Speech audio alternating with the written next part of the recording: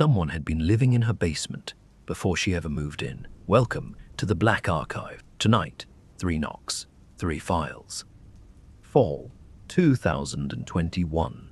I was 34, freshly divorced, and I had signed a lease on a rental I found on Craigslist, a single-story house at the end of Dekum Road in rural Clackamas County, Oregon. Dead-end gravel road, half a mile to the nearest neighbor, an elderly couple in bed by 8 every night. Cell service dropped to 1 bar. The second I walked inside, I wanted quiet. I wanted to not think. For a while, 3 days in, 11:40 p.m., 3 knocks at the front door. Slow, even. I checked the peephole, turned the porch light on. Nobody, just gravel and dark trees. I told myself it was an animal bumping the storm door and went back to bed. Next morning I found the handprints, bare, muddy, pressed flat against all 3 exterior doors, front, side, back, right at face height. No glove lines, no shoe prints on the porch, just palms and fingers smeared into the wood like someone had leaned in close and listened at each one. I called my landlord, Dale, left a voicemail. He didn't return it for 2 days. Second night, the knocking moved. Front door, then the side, then the back, circling the house. I sat in the kitchen with every light on until sunrise. Third night, the knocks came from inside. 3 slow, deliberate knocks. From the basement door in the hallway, the one Dale said was sealed shut. The one I had never opened. I didn't move until morning. Dale drove out with a pry bar. He didn't look surprised. Down in the basement, a sleeping bag on the concrete floor, a gallon jug of water, a row of empty food cans, lying neatly against the wall. One still had a grocery receipt stuck to the bottom. The date on the receipt was 4 days ago, 1 day before I moved in. Dale stood there, staring at the sleeping bag. He didn't say a word. I was out of the house by noon. I don't know who was in that basement. I don't know when they left, or if they were still down there. While I slept, 3 nights above them, they knew every door in the house, and they knocked on each one to let me know. File 2 came from the Scottish Highlands. The journalist who sent it never finished his book. February 2019. I was 41, between jobs, renting a stone cottage on the B863 outside Kinlochleven in the Scottish Highlands. Writing retreat, 3 weeks alone, to finish a book I'd been avoiding for years. The cottage sat on open moorland, 15-minute walk to the nearest house. No Wi-Fi. My mobile caught signal on good days. Barely.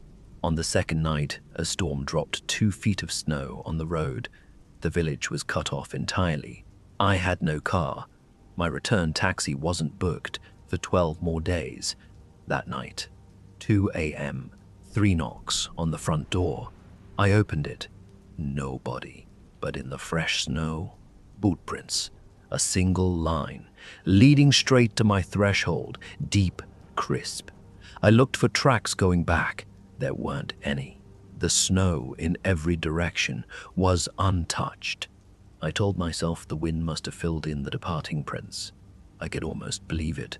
If I didn't look too closely, I mentioned it to Morag, the woman who managed the rental. She went still. Keep the doors locked. Don't answer after dark. She wouldn't say more. Fourth morning, words traced into the condensation on the outside of my bedroom window. Let me in. Drawn by a fingertip. The window is first floor, inside, but outside, with the slope. It sits nearly 8 feet off the ground. Nothing beneath it to stand on. Fifth night, I woke to 3 knocks behind my headboard. Not the front door, the exterior wall. No crawl space behind it, no room, just stone and winter air. The knocks were soft, patient, at exact head height, as if whatever made them was lying flat on the other side, matching my position in bed. I left the moment the roads cleared, hitched to Fort William, first train south. 3 weeks later, Morag posted me a small package. Inside, a rusted iron latch bolt. It matched the front door's lock housing, exactly. Her note said one thing. It was off the door when I checked. I don't know how long it had been off. I never went back. The final file was submitted to the RCMP in Swift Current, Saskatchewan. The case was never assigned. November 2022.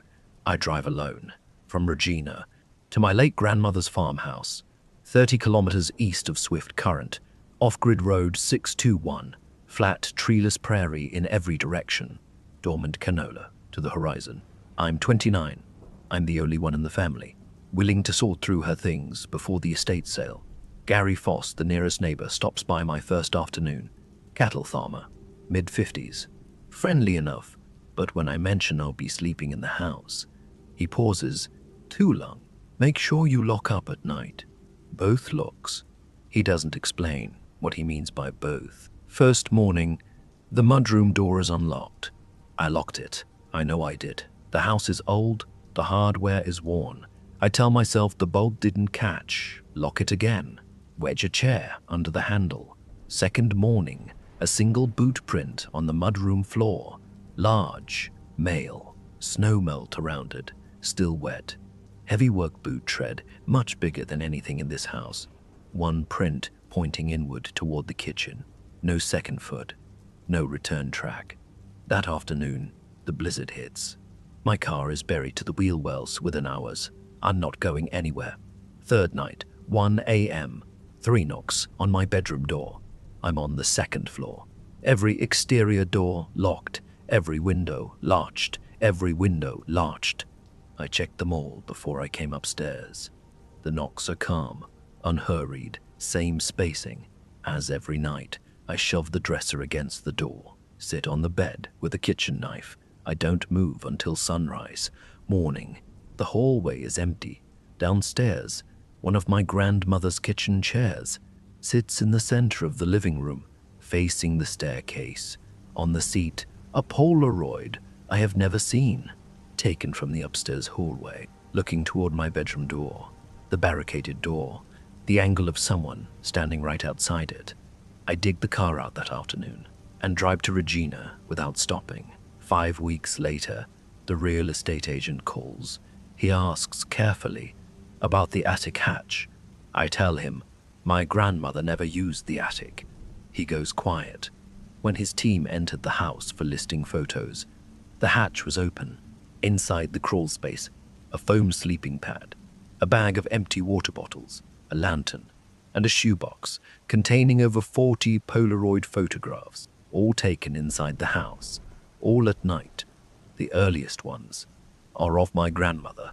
The last 7 are of me. That closes tonight's archive. If something has happened to you, something you can't explain, submit your file. The archive is always open. Subscribe and click the tape on screen. The next file is waiting.